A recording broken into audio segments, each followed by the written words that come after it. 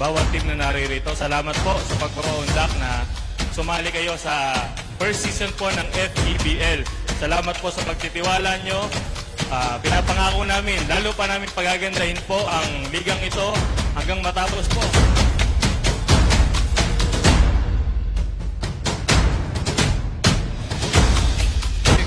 Gives it Zodiacal with a quick goal! Gets that shot to go! Zodiac.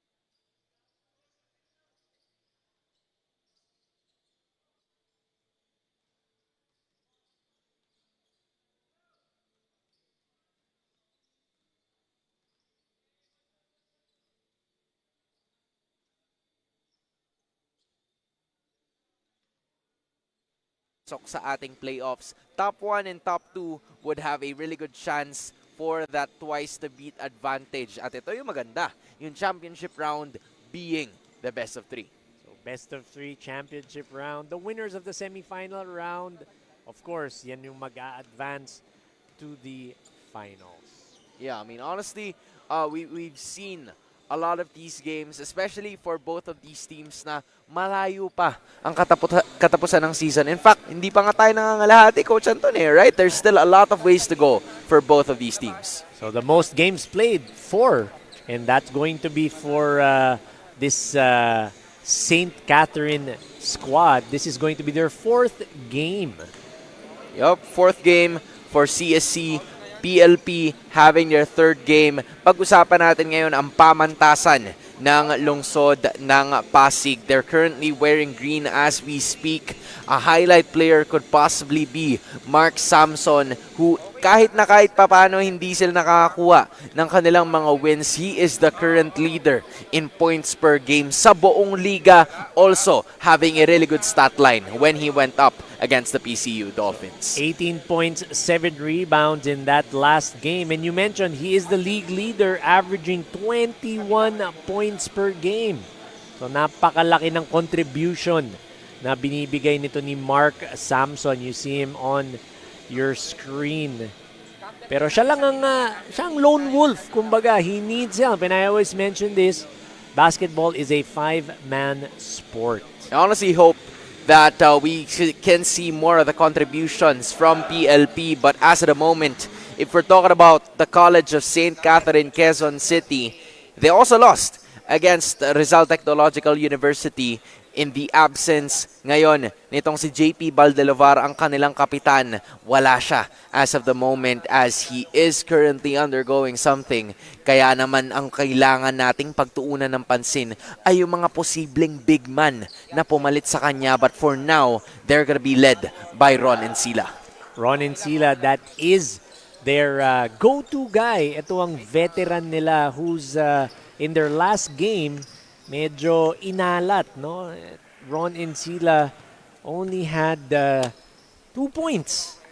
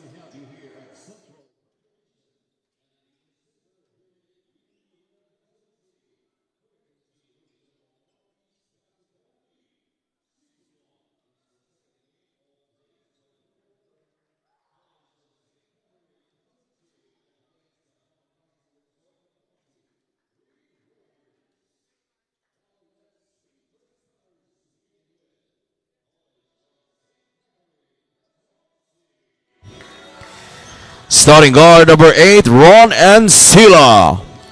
Honor guard number 7, Mark Tubal. At forward number 24, Tristan Bulilis. Power forward number 11, Lawrence Bondojo. And at center, number 26, Joab Opolis. Head coach, Max Encila. And now let's meet the starters from Pamantasan Lungsod ng Pasig, Green Warriors. One guard number 7, Nico Corpus. Two guard number 5, Junetis Del Luna. At forward number 8, Roland Fugen. Other forward number 17, Mark Samson. Playing center number 10, Galliano Villamor. Head coach, Romualdo Intalan.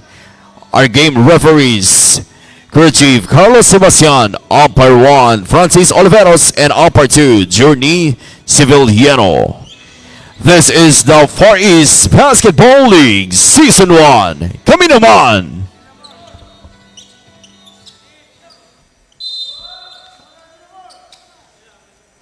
Starting lineups being showcased here by both of the teams. You see some sort of First modification quarter. as a jump ball is starting to finally arrive here para sa PLP kontra sa kupunan ng CSC. The Wildcats going up against the Green Warriors right now. Rekta ngayon kay Obalies, another starting spot. Bandojo trying to make his entry. Kakasalang niya pa lang sa starting 5 and he kind of wants to make some impact right now.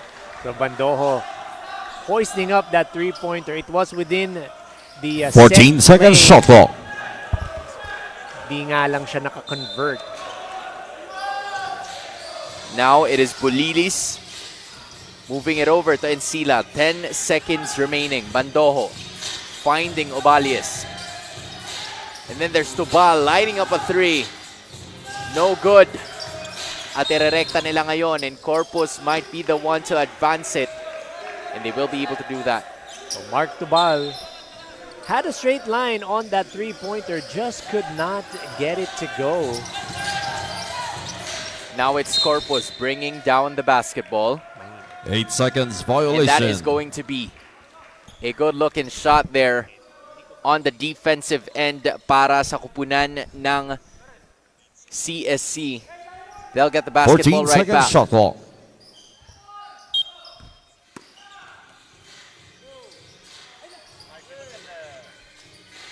Now it's Bulidis. looking for a way for them to actually engage. Obalias finding Tubal down low. Mark Tubal. And that is Mark Tubal. From Unang Joe dalawang puntos Obales. niyan. Ball getting that 2 points, being set up by his teammate. And as of this moment, you can also see Fugen already finding his way into the basketball. Samson, the leading scorer. And now it's Corpus. And then heading it over. Just 3 seconds remaining. Can they find a shot? That is going to be Shot an air clock ball. violation. And a shot clock violation will be called against PLP. By St. Catherine, getting that shot clock violation. And this is what we want to see from them. Better defense, great defense. And that's Ron and Sila.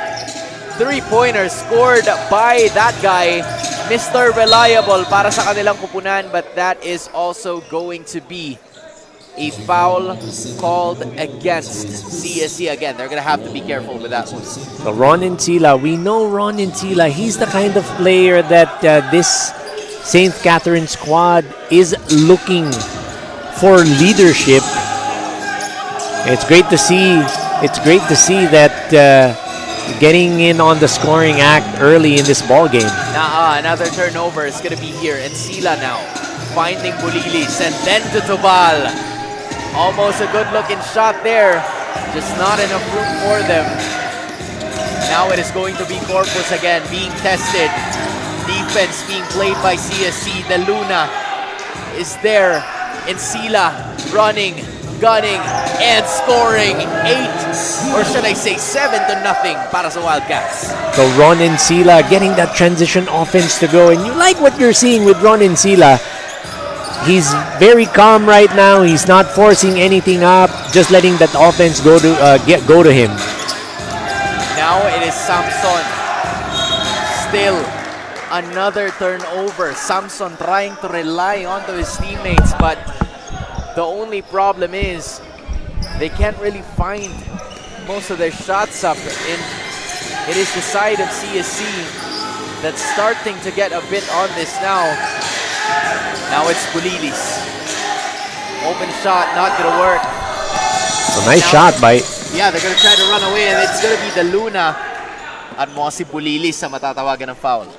So Tristan Bulilis with that with that shot. It was a good shot, good attempt. Just could not get it to go. So far, it is the Luna that's going to be tested at the free throw line now. Still couldn't make a shot to hopefully put the bench down low. That is usually the common rule, right? You're probably wondering kung bakit nakatayo pa rin ang PLP. That's because they haven't scored a basket, and that's one way of showing solidarity. You know, you have to execute, you have to convert your shots or make a shot to help your teammates out who are standing waiting for you to get a basket. Now it is going to be Tubal again. But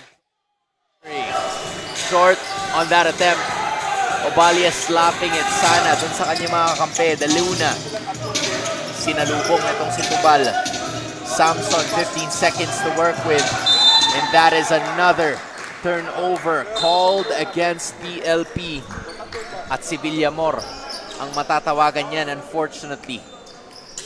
So Mark Samson had the right idea to go cross-court to his teammate Villamor. Would have been one-on-one. He would have gotten that advantage underneath. Just couldn't get a handle on that ball. Obalias getting it over to Encila, having some space, and that is not so good kasi hindi rin naman pumasok. I was honestly thinking na parang pupwede. Mailalaban sana nila. But again, it just was a miss. And then all of a sudden, we saw a foul mula sa kupunan ng PLP. So kind of got a break there para dito sa St. Catherine. Now it's Encila. Trying to size up itong si Villamor, finding Obalias, and that is no good. A little short there, Samson getting the rebound. Now it's Corpus against Bulilis. Still looking for the field goal are the Green Warriors of Pasig. Fugen getting it down low, and that's a good-looking pass to their leading scorer, Mark Samson. Great pass by R.D. Fugen to Mark Samson underneath. That was quick. That was quick. Bulilis did not waste any time getting that basket in transition. Speaking of which, same thing is what PLP is gonna do. Mabilisang sagot ang kanilang nagiging sagot doon sa pag-atake ng CSC Wildcats. And so far, it's been working for CSC. For PLP, hinahanap pa rin nila yung butas doon sa ring given that they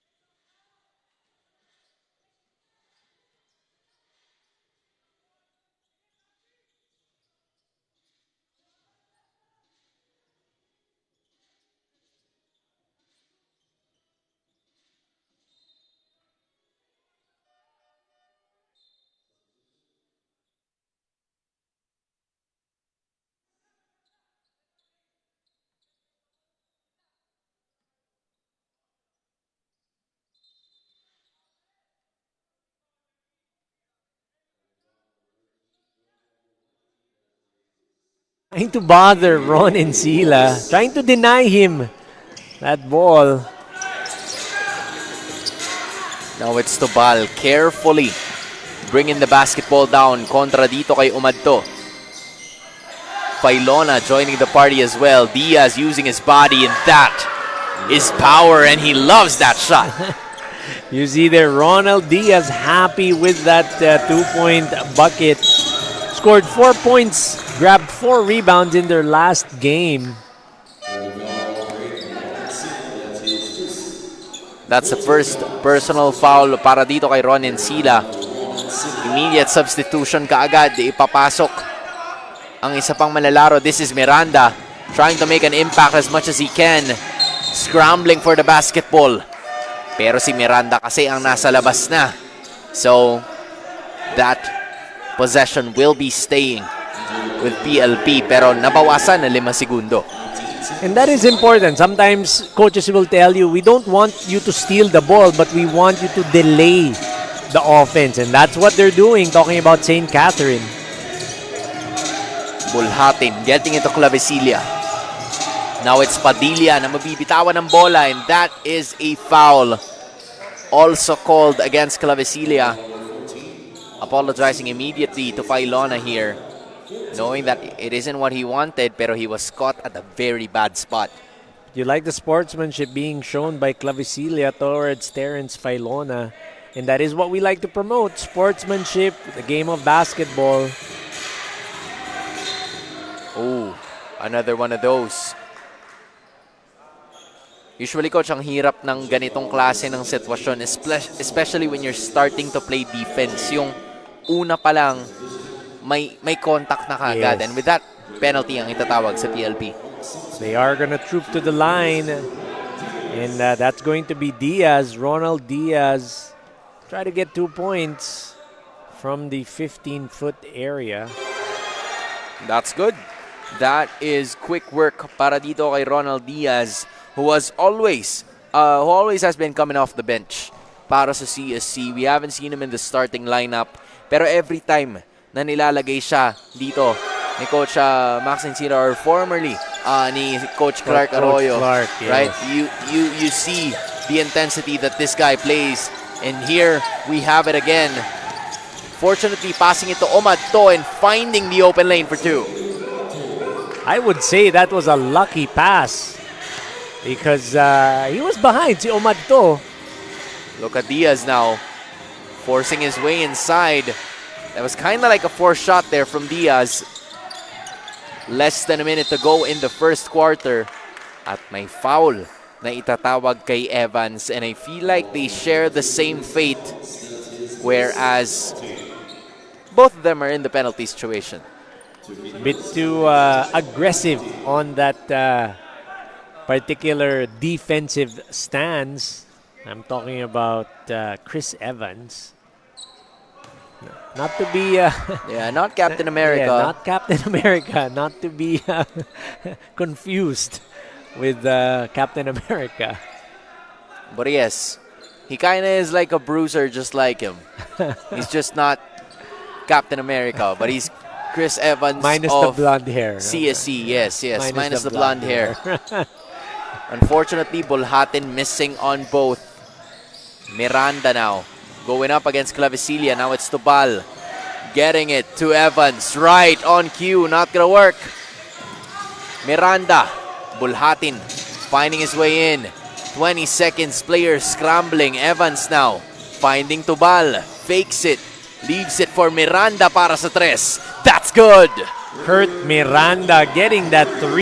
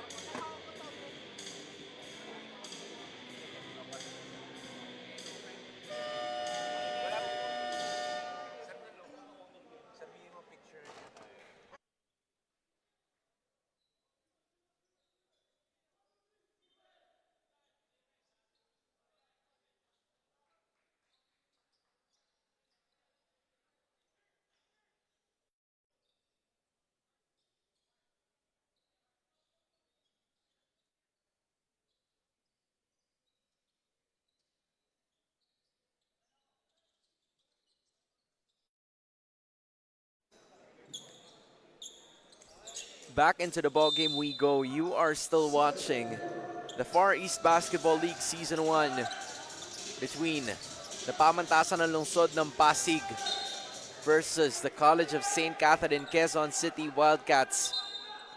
And that is going to be an initial shot made by PLP. Pero ganun pa man, mukhang maiiwan pa rin ang bola sa kanila with 6 seconds subtracted. That's great defense shown by St. Catherine's. Really making it difficult para dito sa PLP Green Warriors to get a shot off. That's Salva introducing himself now. He's pretty happy with that shot. That is an open look para dito kay Alvin Salva, bringing the lead back down to just 6. Pailon at Miranda now. And then there's Lopez. Rekta kay Evans. Gusto sanang bumawi but that's not gonna work. I was gonna say Alvin Salva making me look bad when I said nahihirapan ng PLP answers with a three-pointer. Now it's going to be Fugen, one of the floor generals para sa kanila. Just 5 seconds remaining. He's gonna try again. That was a bit of a lucky break. But look at this now. It's Padilla kissing it off the glass para sa 2 puntos. So getting that bang in a bucket. That's Angelo Padilla. Being at the right place at the right time would have been a good offensive set para dito sa PLP if Salva had swung it to the corner because he had an open teammate ready to take that three. Now, you were wondering earlier, Hans, yung turnover situation, no? The Green Warriors had 11 turnovers in the first quarter. That's alone. a lot. Yes. Get this though, para naman sa St. Catherine, 0. Ooh, 11-0. Turnover story. Matindi yan. Now that is gonna, change things para dito sa PLP because they probably had a really good reality check mula sa kanilang head coach. And I'm sure na napag-usapan nila yan during the break before this starts. And Samson needs to be activated. Look at that guy's move. Almost working. Pero grabe yung twist and turns niya. Finding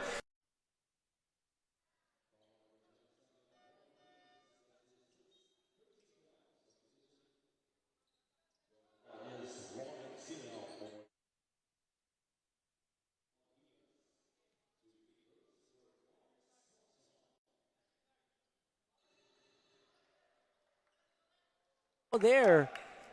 His footwork. Amazing. Able to turn and spin. Will catch you off guard.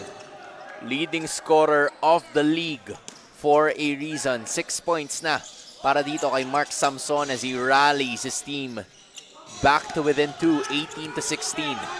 Encila back in the game. Now it's Miranda for 3.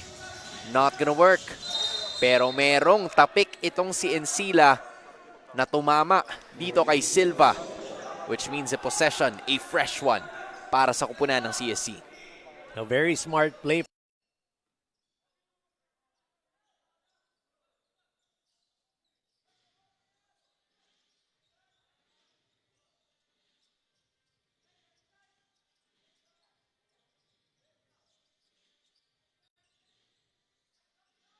Padilla just getting the miss. Matias joining the action as well. Rekta kay Samson ngayon. He's gonna slow.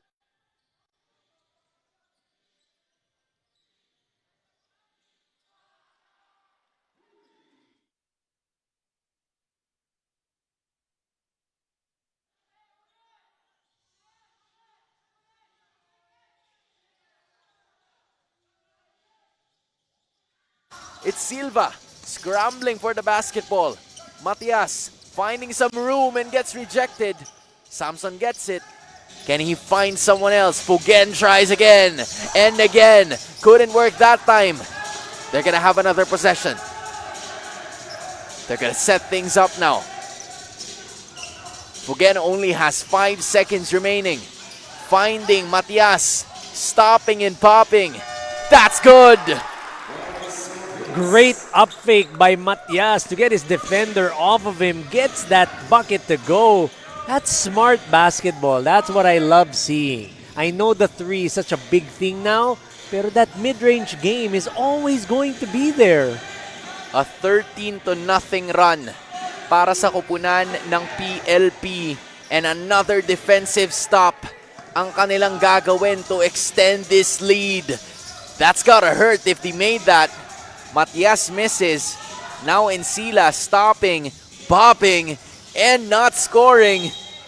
And that is another foul called against CSC. They're struggling to find a basket, coach. Right now, you can see 13-0 run.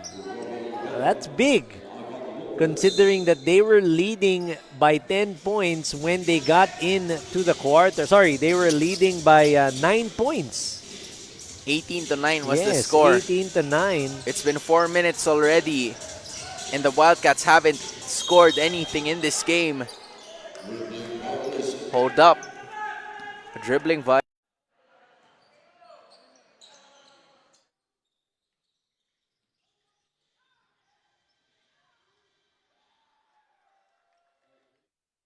A nothing run.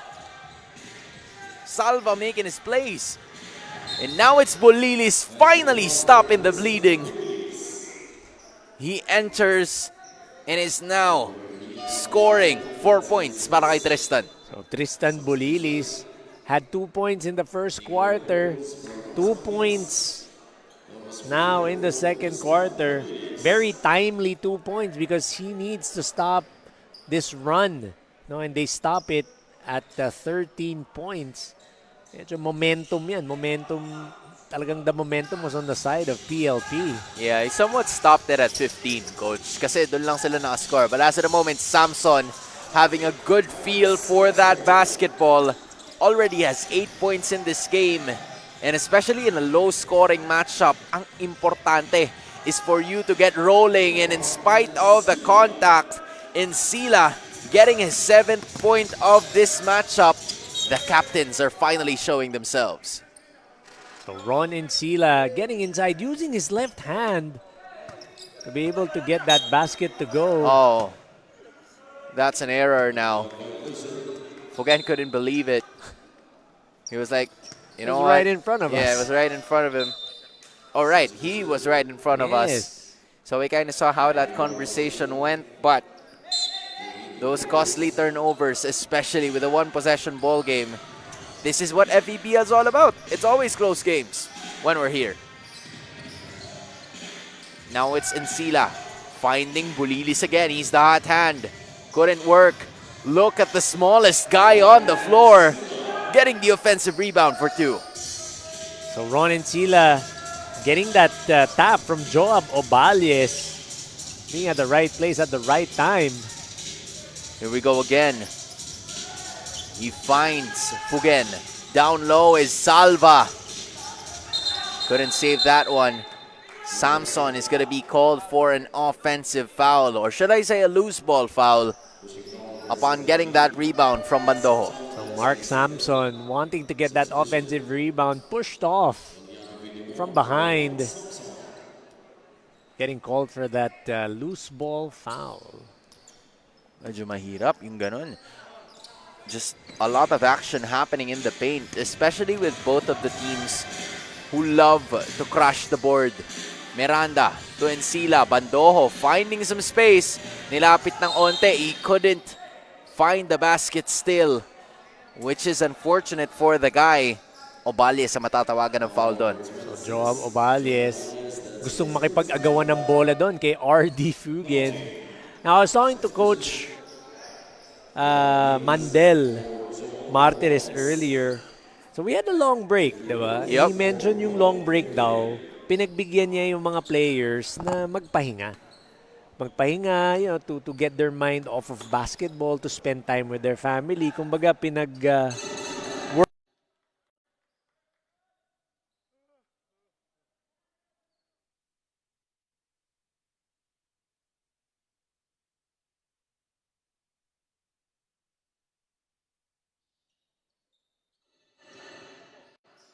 Waldo Intalan.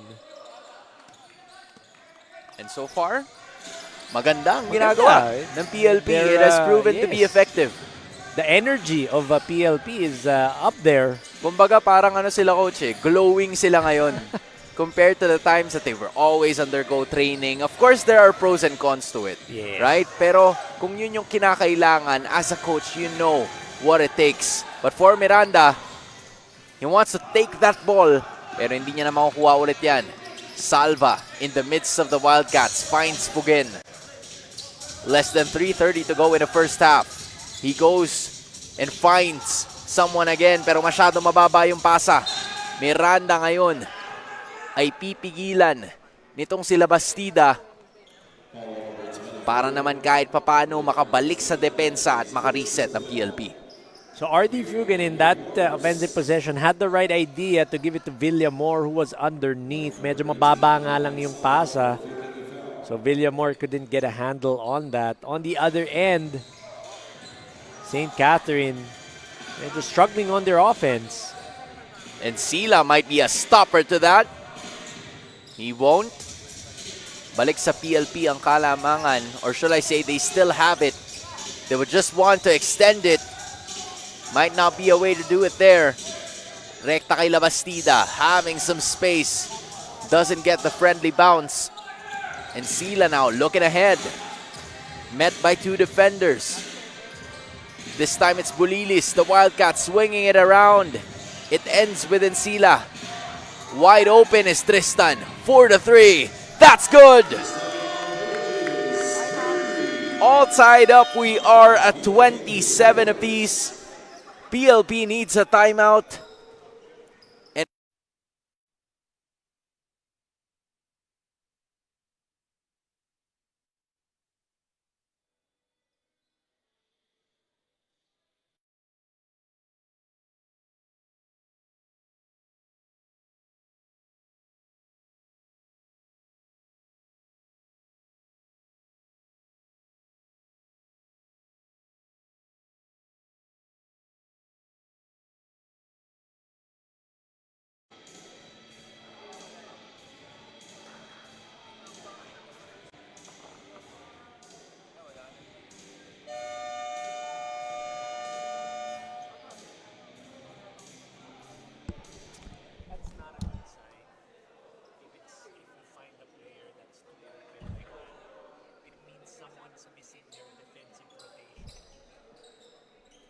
you can bring that up.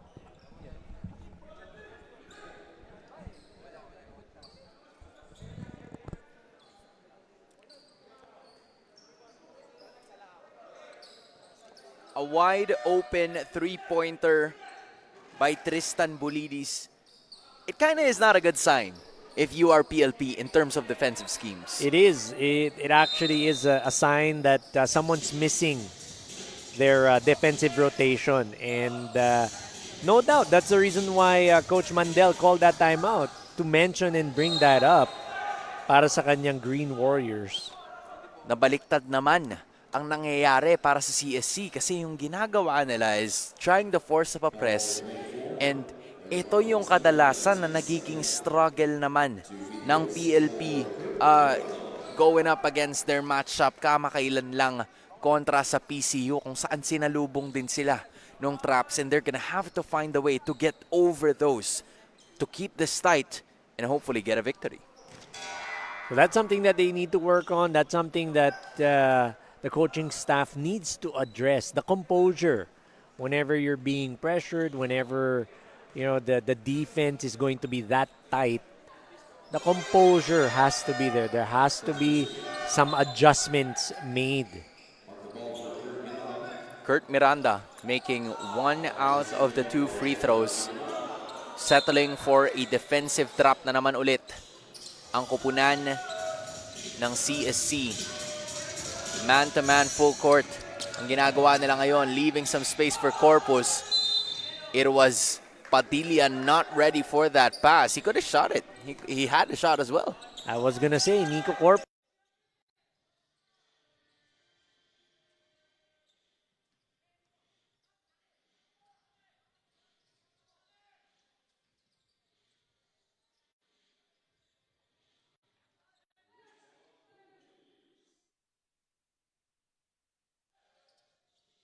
So that sudden stop to a pull-up, one-handed pull-up by Tristan Bulilis, that's just money.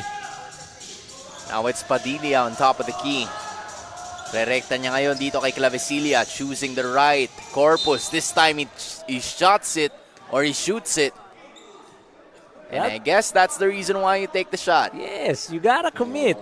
You gotta commit. You either get blocked or you make that shot. Don't second guess your move because worst comes to worst, yun nga, you'll get blocked or you're going to miss it. Kesa you get a turnover and then there's going to be either a transition offense on the other end. Corpus making the first free throw now. He has a total of 3 free throws.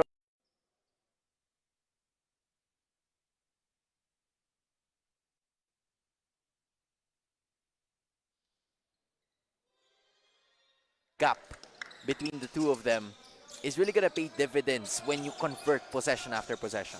Or free throws for that matter. Diba? So talagang malaking bagay yan. And Coach Mandel mentioned, inaantay niyang pumutok yan, si Nico Corpus. And hopefully they get to see that because it's much needed. But look at this guy. I would say he's the juggernaut. Ronald Diaz just enforcing his way down the paint. If we have an L3, there's a Ronald Diaz. So what is Ronald Diaz? Yeah, we have an L3. Have they met? I don't think they have. We're gonna go and check that. But Yeah. for those wondering, we're talking about Leonard. Lagman. Yes, Leonard Lay or Lee Yeah, Lagman. Leonard Lay Lagman. That's why we call him L3. L3, but he's also built like an Yeah, L300 he man. pops like a truck. Yes. He's the same build as Ronald Diaz. I could call him the RV, but he's RD. So we're gonna figure something out in the long run. For now, it's RE. That's Ron and Sila getting a steal. Bandojo now finding Bulilis. Wildcat swinging it around again. Tubal, fake pass, and Sila quite open, finding some room, in and out.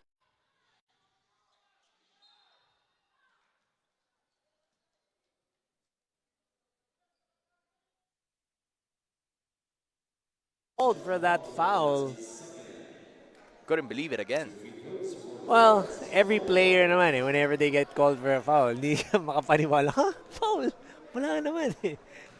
So that's the typical reaction that you see. But you see, during that particular set, yung rotation, wala nang wide open. Everyone was covered na. So that was no doubt Coach Mandel Martires talking to his Green Warriors players na yung rotation, wag niyong kakalimutan, yung defensive rotations. And there was also some sort of hesitation doon sa ginagawa ng CSC kasi there were some open looks pero they're waiting for the defense to approach them. Unfortunately, Bandojo hasn't made a shot in this game so far. Now it's Clavicilia. 10 seconds on the clock. It's Fugen with another 3. RD Fugen in their last game laid a big goose egg pero ngayon may 6 points na. Just 5 seconds remaining. Possession is taken. Corpus nagmamadali. Can he find it? No.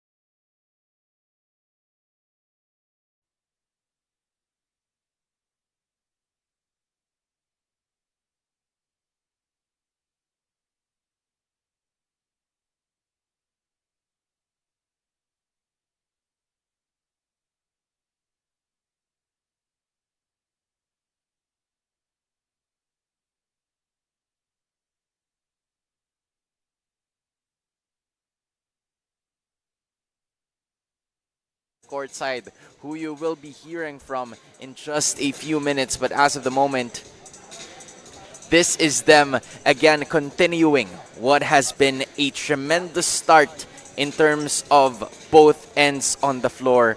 At pinapakita sa atin ang stats ngayon. So you see here for PLP, field goals, 10 out of 20, 50%. Ang CSC, 35.1%. That's 13 out of 37. Points in the paint, dyan lumalamang ang CSC with 18 points, 10 points naman para sa PLP. Total rebounds, surprising, 25 points for the Green Warriors, 13 for the Wildcats, whereas the bench points, 13 for the Wildcats and 11 para sa Green Warriors. Ang hindi natin nakitang stat dyan na napaka-importante, Hans, ay yung turnovers. Oo nga eh. Green Warriors, 16 turnovers.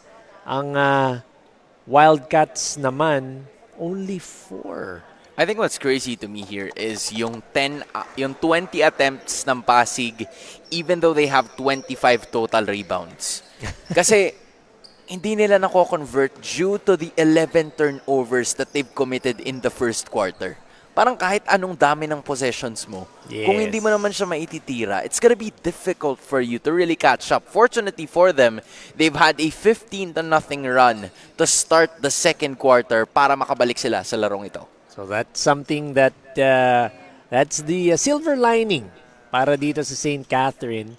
And I also like the adjustment that was made by Coach Mandel Martires with regard to the defensive rotation. So we were seeing a lot of open shots ng St. Catherine. Pero when he called that timeout, wala na. Medyo nandun na. Nababantayan na yung St. Catherine. Yeah. I mean, if we took a look at how well defensively naglaro ang St. Catherine, they're always involved in such low-scoring ball games, right? It's always been like that. I think they share a similar play style with PUP. It's just that PUP has 3 really fast guards, They like to run insanely it. Yes. fast guards. Yes, But they for like to run CSC, you have a good balance of height and quickness, and hopefully we get to see more of that in the third quarter. Transitioning sa 2-3 zone ang kupunan ng pamantasan ng lungsod ng Pasig. They're gonna try to limit those 3-pointers. Pero sabi ni Bulilis, anong pipigilan? Uumpisahan ko sila with a 3 of my own. So that's what you call a zone buster. That 3-pointer will definitely break that zone. So Tristan Bulilis doing a good job in that. That puts him at 12 points sa larong ito. Fugen, gusto sanang makabawi, pero hindi mangyayari yon. 4-point lead ang hawak ngayon ng Wildcats. And Sila finding someone down low. That's Obalius. And they're making a quick run of their own. 5-0 run. And Obalius is on the board. Balias getting that pass being set up by Ronin Sila underneath. Fugen. He's just not letting up. Hindi niya pinipigilan ang kanyang sarili. Also in the double-digit records.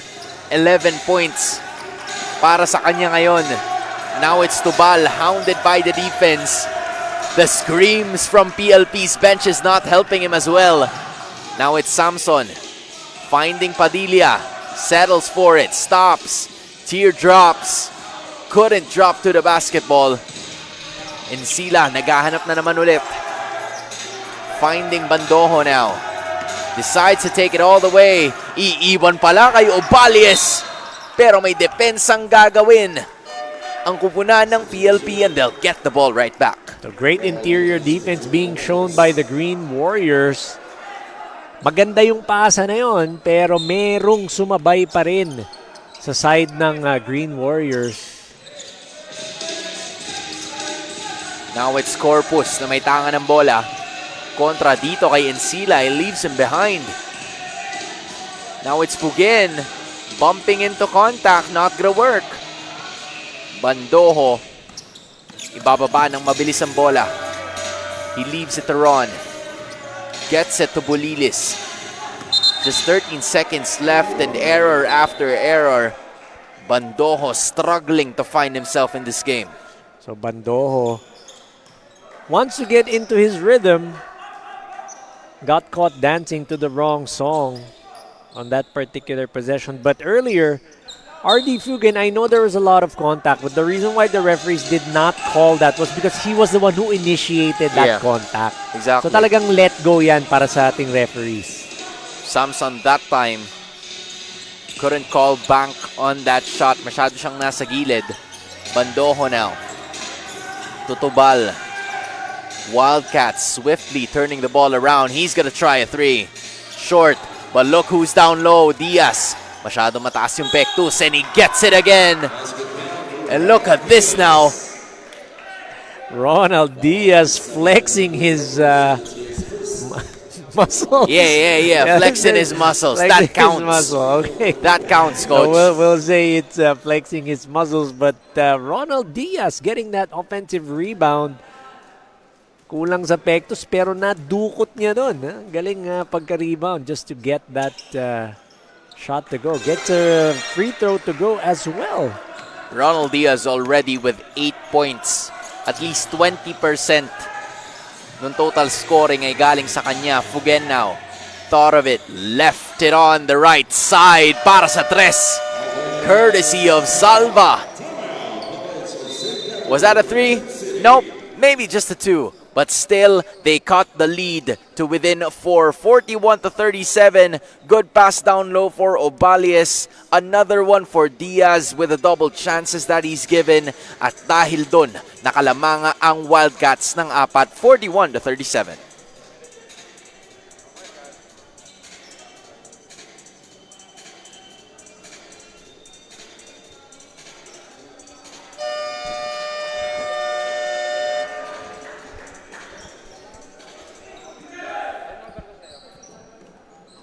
Nagkakaroon ng madalas na palitan ang dalawang kupunan na to in terms of offense, finding their rhythm, finding their groove. And I'm curious to see what happened during halftime, and it will be given to us by Miss Angelica Sarmiento. Hi, Hans. I was able to finally talk to Coach Max and Celia.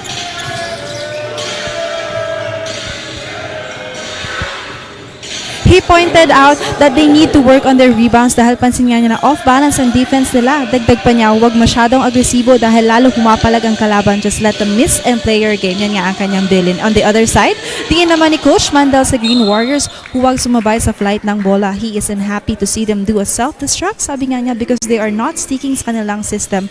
That's why they need to work on this sa remaining quarters. Gentlemen? Maraming salamat, Angelica Sarmiento. They need to stick with their system. Just like what you said, but so far, that is not what's happening for PLP because CSC is getting the better of them. 4 straight points. They're going to be needing a timeout after that.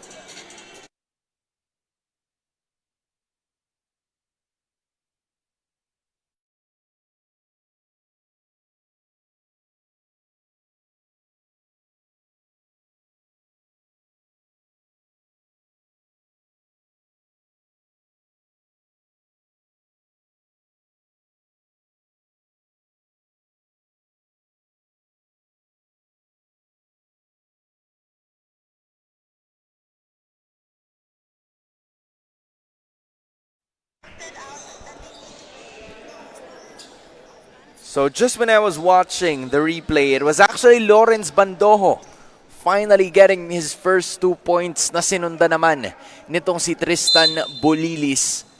And with that being said, a quick 4-0 surge ang nangyari to put CSC at the top, 45-37. PLP kailangan humanap ng paraan to cut this lead back down once again. Samson lines it up. That's not good. It's been kind of like an okay game, but not so much for Mark Samson. A 12-5 run para dito sa CSC. Diaz again, and he's just powering over the defense. Ronald Diaz already in double digits as well. Ronald Diaz doing the damage inside. 14-5 run. And this is how you usually pay the trust that is given to you. But speaking of which, Salva Just right there, you see the exhaustion from this player. Kumbaga parang siya yung bunot na nilagay ni coach, and he siya yung sees magic, him working. magic bunot ang tawag doon. So you always have to be ready whenever you're put in.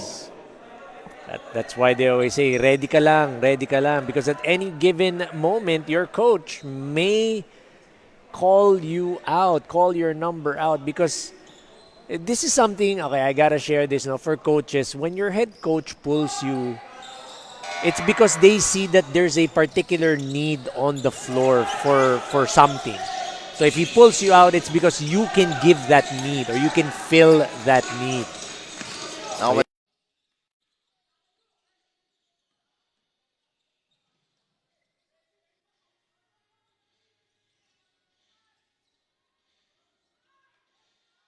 Bandojo getting the rebound.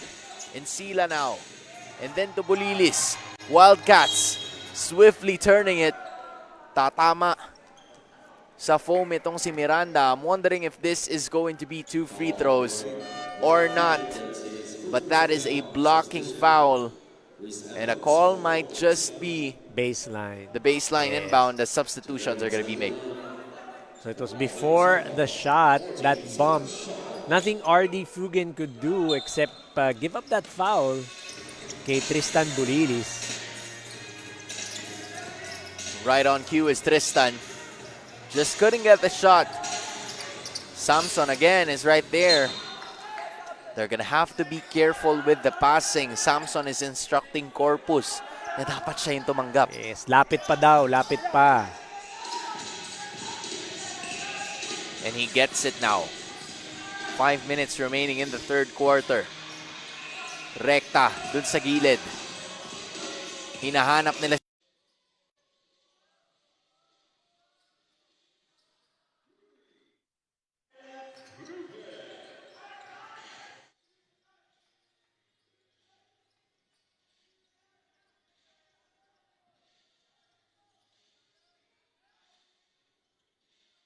Awi at babawi nga. Itong si Kurt Miranda. That is already 9 points for number 17 for CSC. De Luna now trying to size up itong si Evans. Fugen looking for another 3. He leaves it for Samson, who operates down low, finding some spot, but that is an extra step too long. Traveling violation para kay Samson.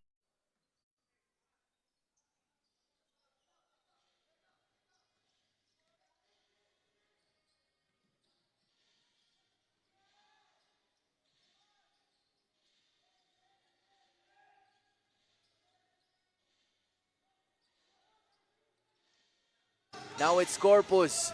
Can he find someone? Decides to force it. No good as well. Miranda now. They have the numbers. The numbers are right back. And then back. It's Miranda to Bulilis. They're not going to stop. They're going to continue action. And I guess the ball was just like, guys, break muna tayo. It was back-to-back-to-back turnovers for both squads. Finally, nagkaroon nga ng break doon. Last touch was on Ronald Diaz. Now it's RD Fugen. Screen by Villamor. A bit of a bump there. Corpus, even though contested, not working that time. Rebound nitong si Diaz. A bit more than 3 minutes remaining in this third quarter of action. Now it's Bandojo asking for Evans to show up. Bulilis, that's a traveling violation.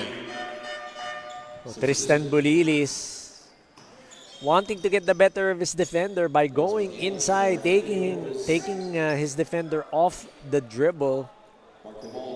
So nauna nga lang yung step bago yung dribble. 3 timeouts still available for the Wildcats in the second half of action. Meanwhile, para sa Pasig, they only have 1 for the third. De Luna now going, contesting against Evans, and he gets the shot to go. A great move by De Luna, taking his defender one-on-one, using that spin move to get that shot off. That was June De Luna cutting the lead to 6. Miranda is open again. Short that time. Si Fuge nagmamadali na naman. Using the left. He was taking a chance for a two-pointer. At mukhang re-rekta siya ngayon sa free throw line para sa 2 puntos. So taking it strong to the hole is RD Fugen. We all know he's a dead shot from the outside. Pero that time, he was willing to take it into the land of the trees. Unfortunately, he missed on that first free throw. And he missed on that second one as well. Parang required ata na malayo talaga. Kasi parehas yung tama nung kanya mga naging free throws. Long, no? Back iron, back Yep, rim. Back rim. Now it's a chance for the Wildcats to extend this lead. Miranda. A foul is going to be called against Villamor. Pero you start to see some of the patterns, right? There's always someone open sa gilid ng basketball ring. So they're making the most out of that particular side. I'm talking about the corners para dito sa St. Catherine. Now they get Diaz to shoot a three. Too ambitious for Ronald Diaz that time. Now they want to go at it. Swarming are the defense of them, but that is again a traveling violation. Matias had to let go of his pivot foot, and that resulted to a turnover. It was unfortunate because De Luna was wide open underneath. Tapos kita rin siya ni Matias eh. Oo nakita na siya, alam na eh. Pero yung pressure defense lang talaga was too much. Now it's Encila stopping. Couldn't work. Ililipat sana. Pero si Matias, iwan kay De Luna, tries to go at it, gagamit ng pectus.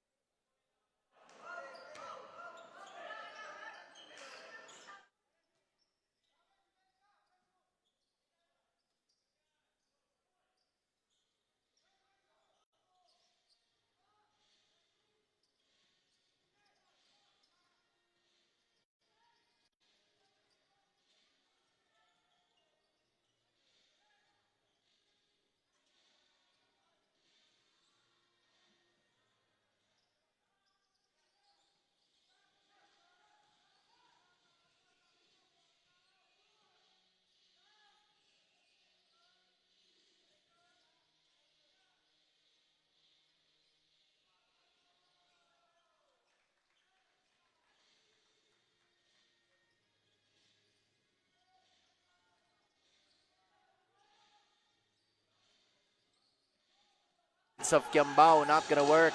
Samson, De Luna, pass was too low. They had the right intention, just not the proper execution. So sayang yung mga opportunities na ganyan. No? You get that rebound, you're out leading the break, but your pass is either too low, too strong. Oh wait. It looks like it's going to be an offensive foul called against Evans. That's a third personal now for that guy. Let's see what happened here. Will we? Yeah. That does look like an offensive foul. Push off. It was a push off for Chris Evans to get free. Salva couldn't get the three to go. 30 seconds remaining in this third quarter. Si Tubal ang nagbababa kontra kay Umadto. Now it's Failona to Encila. Screen used. Kiambao has been trying to rack up some shots, pero that was forced. Good possession para sa kupunan ng PLP. Now it's Matias. 9 seconds to go. Is he aware of the time? Samson for three. That's good. And with that being said, I thought there was going to be another half-court shot make, but we're not going to see it right now. We're going to finish this third quarter ng 3 lang ang kalamangan ng Wildcats of the College of St. Catherine, Quezon City, courtesy of a Mark Samson three-pointer, the league leader in points, coming through for the Green Warriors.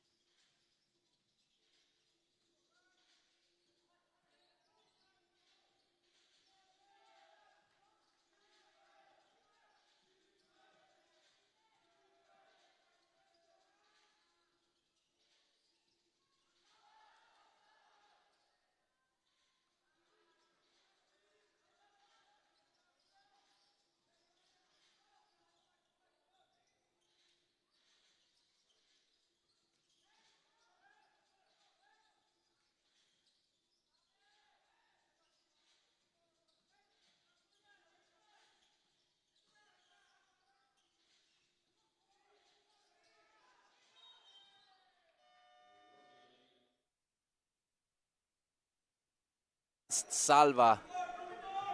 That's unfortunate. So Alvin Salva getting called for steps. Was undecided as to what he was going to do, if he was going to shoot or drive to the basket. Trying to get past the pressure are the Wildcats. They will be able to do that, pero ngayon haharapin nila ang depensa on their half court. Tubal for three. That's no good. Looks like ball don't lie. We're going to be going right back to PLP. A great point about the ball not lying. Prior to that, he was a hook pero hindi natawagan. Now it's Matias finding itong si Salva. Samson has been living on that corner for quite a while. Omadto was looking for a pass to Villamor, pero it's been that kind of story for PLP, the accuracy of their passes. And the fact that the players are not ready to receive those passes, medyo broken yung play kaya nagkakaganyan eh. Setting up the play again. Bolilis for three. No good.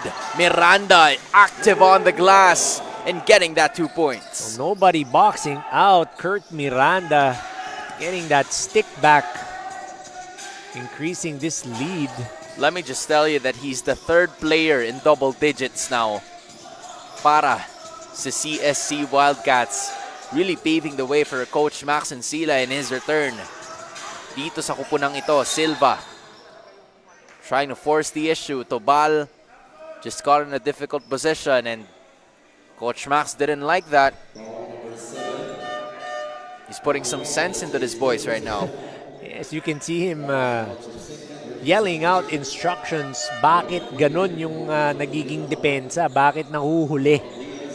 bakit kailangan humabol? That's what I can only surmise as to what he's saying because ganun nga yung nangyayari. Hinahabol nila eh. Ronald Diaz back in the game. Tinap sa kanya. Yung possession na yun, inbound. Miranda now, going inside. Na-anticipate at nalaman nila na ganun ang gagawin. He wanted to drop it off to Ronald Diaz. That didn't happen. Oh, Umadto with a sorry miss there. In and out for Umadto. Now it's Bandojo. Ang bilis ng rekta niya dun sa gitna. And this is a chance for him to be tested at the free throw line. From what we've seen for him, he's 0 for 4. 0 for 4. But now it That is could correct. change. Lawrence Bandojo. 0 for 4 sa free throw. Only scoring 2 points so far.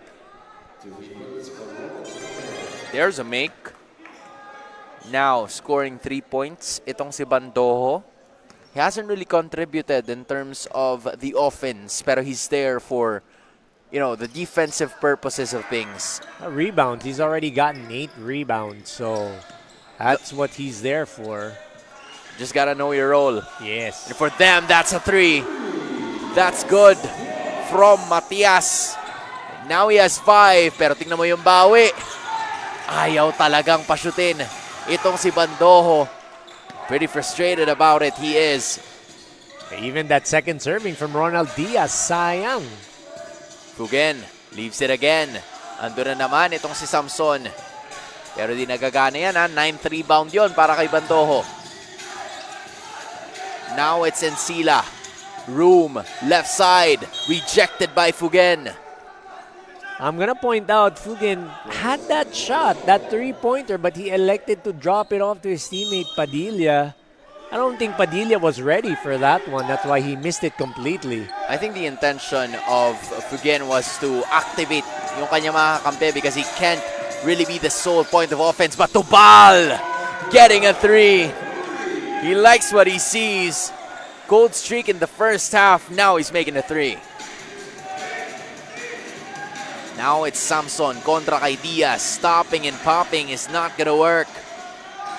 Encila now instructing his boys to flow on the offense. Bandojo. Bulilis gets a 3. That's no good. Here's Salva forcing the issue now. Ilalaban niya and he will be successful to go to the free throw line for 2. So Alvin Salva very smartly switch to his left para makuha. Kontra-tempo yung mga ganyang tira yung mga ganyang moves. Kontra-tempo, kaya talagang nafa-foul pagka ginagawa mo yan.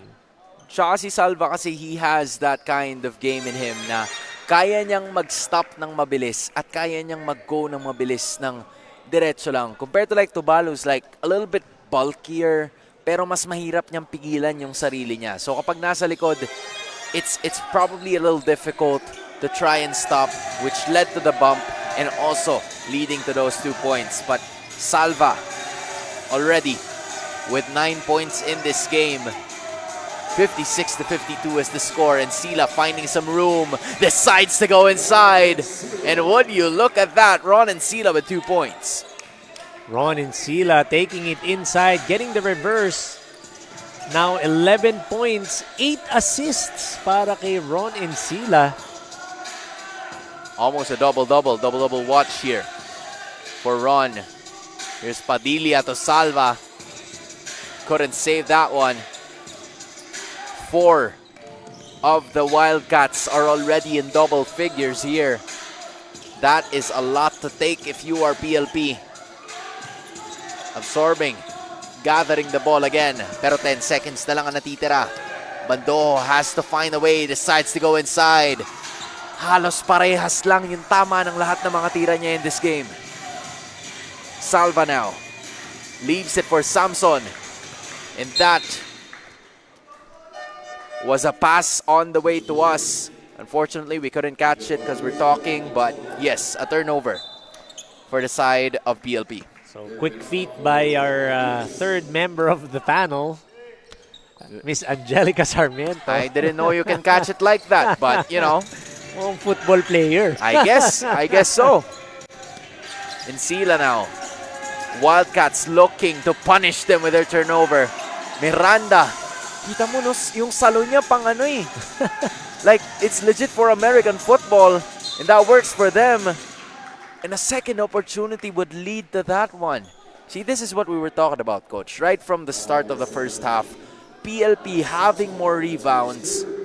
But there's more shot attempts galing sa CSC. Yan talaga eh. That how scrappy they are. That's how scrappy St. Catherine is. They're really getting at it. They're getting after those offensive rebounds, getting those second chance opportunities, even third chance opportunities. And mind you, both of these teams looking for win number 1. College of St. Catherine 0-3.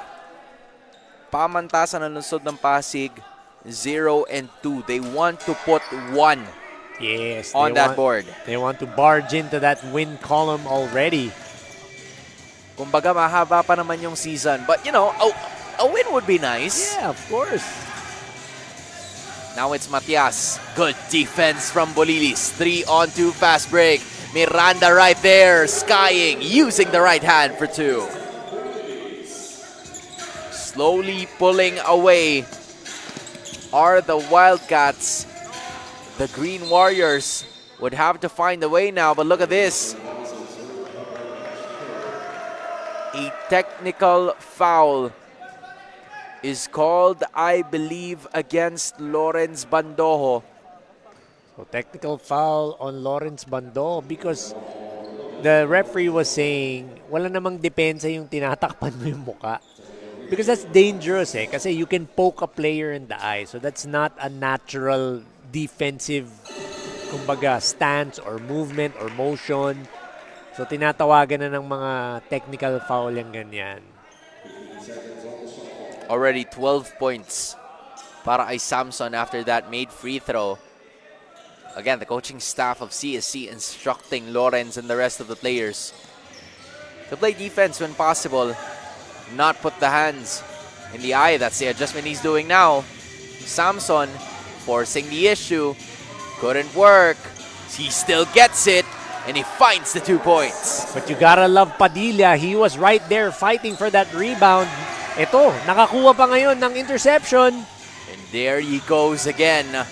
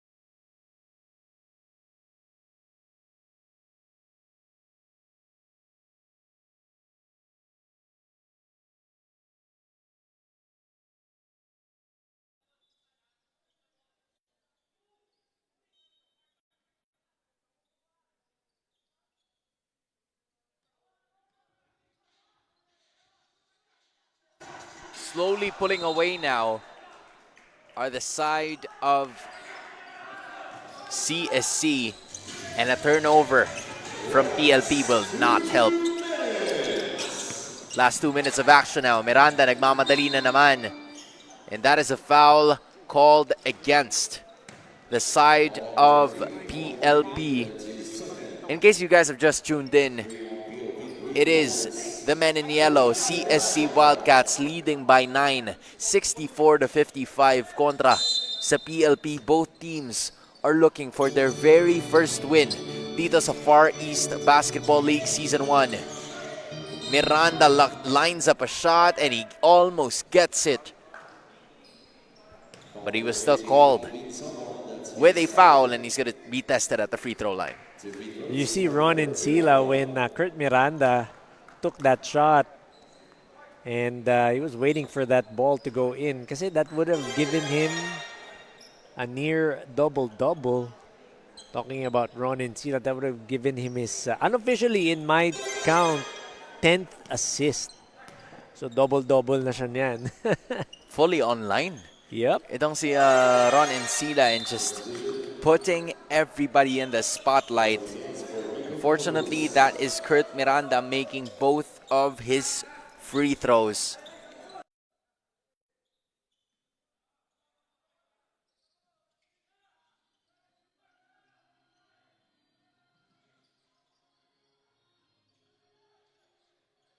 It's Matias.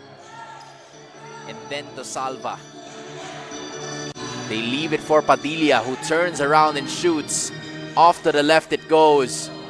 Bulilis now going for it. Usually we see CSC na sila yung nasa losing end by just 2 points. Or naghahabol, di ba? Sila ang naghahabol, but now they're cool, calm, and composed. Miranda with a shot. Masyado lang malakas yun. Overcooked that one. But again, you see CSC sharing the ball, and that's what you like to see with the basketball team. The fact that they like to move the ball around and they like to share that leather. 66-55 is the score. There's going to be something to do here para sa parehas na teams, given that this is already less than a minute or a bit more than a minute to go. 1:05 to be exact. A lot of possible scenarios can happen here, but it has to arrive with a shot made from any of these players from the green side. Mathematically, it is possible, lalo na kung may 4-point shot. But we don't have that, so time is not on the side of PLP. So it is going to be quite difficult for them to overhaul this 11-point lead with a minute and change remaining. Now it's Kasi Lawrence Samson, the one you see on your screens. You're also going to look for who's going to take that shot. It's going to give you that offense because you're limited to Mark Samson and RD Fugen. Apart from those two, there's really no one else that you're going to look at. Right? Alvin Salva, you can say that he's having a good game, but not really your old reliable, kumbaga. Yeah, hopefully when the season continues, we get to see more of him like this. Right on cue, Salva closing in and gets the 2 points. And that's something you'd expect from your spark plug off the bench. He is slowly coming through here, not being part of the starting 5 last time, not even starting 5 right now, pero he's made his point to cut the lead to just 9.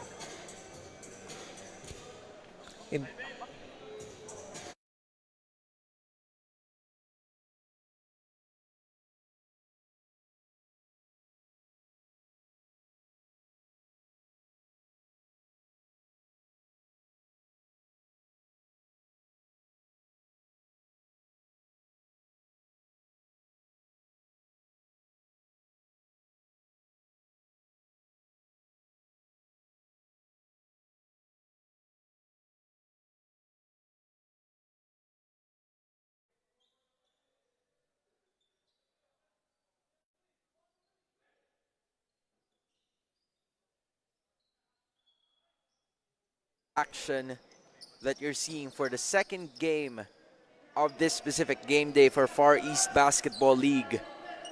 Very close to getting win number 1 are the College of St. Catherine Wildcats.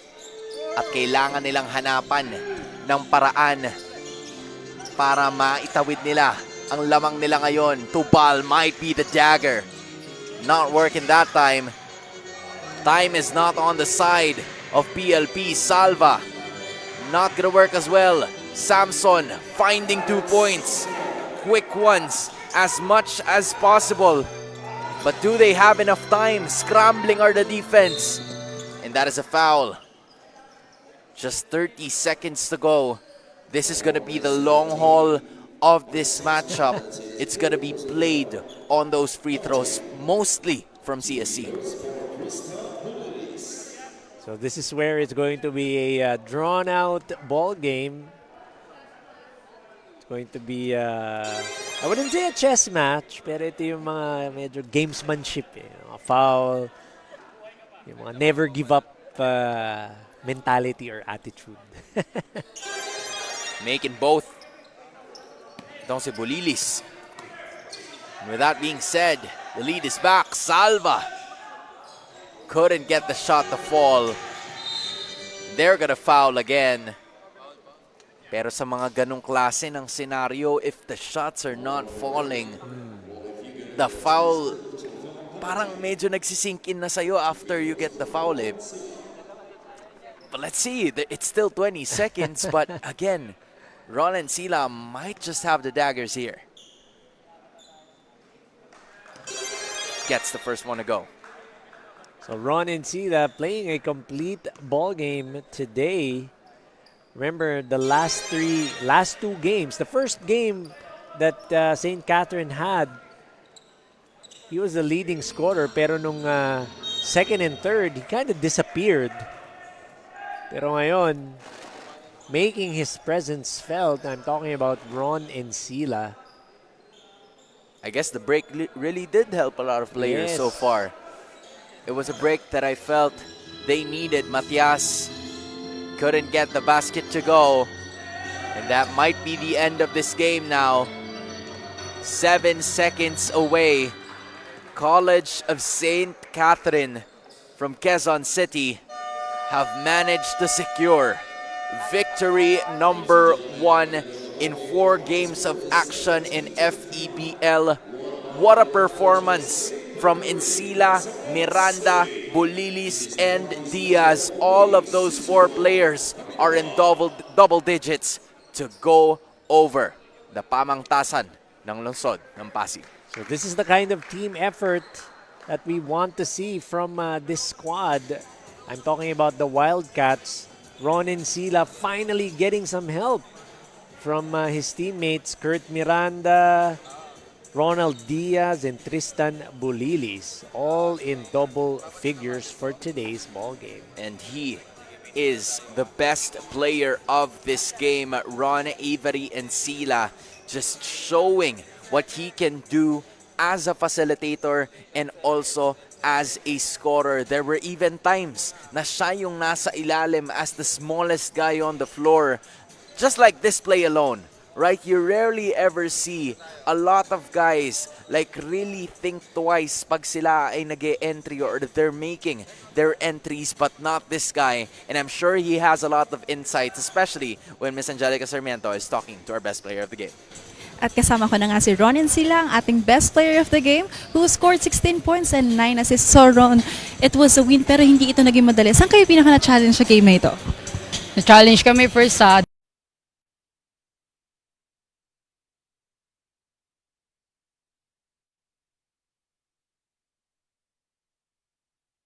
parang turo ng coach namin na huwag kami ma-intimidate, huwag namin isipin na yung mga past few games namin na puro kami talo. At least ngayon na-figure out na namin kung paano kami mag-finish ng laro. Yan lang po. Thank you so much and congratulations on your first win. And Ron, baka meron kang gustong pasalamatan or batiin? Siyempre, gusto ko po pang unang-una papasalamat ako sa Panginoon dahil binigyan niya kami ng lakas at talino para mag-perform. And sa family ko, sa girlfriend ko, sa lahat ng mga family ko na nandyan sa amin. Sa girlfriend ko, si Rebecca. Thank you so much. And once again, congratulations and back to you, gentlemen. Maraming salamat to Miss Angelica Sarmiento together with our best player of the game, Ron and Sila. You'd love to see it, Coach. He mentioned about finishing the game, and they did exactly just that. So composure was the key for them in this ball game. Remember, lumalamang nga at actually nakuha ng lamang ng PLP. But again, the composure, that's where it showed. That's when it mattered towards the end of the ball game. This is the College of St. Catherine from Quezon City paving their way to get into the win column at makuha ang panalong ito kontra sa pamantasan ng lungsod ng Pasig. Huwag kayong aalis because we still have 2 more games. In behalf of Miss Angelica Sarmiento and Coach Anton de los Reyes,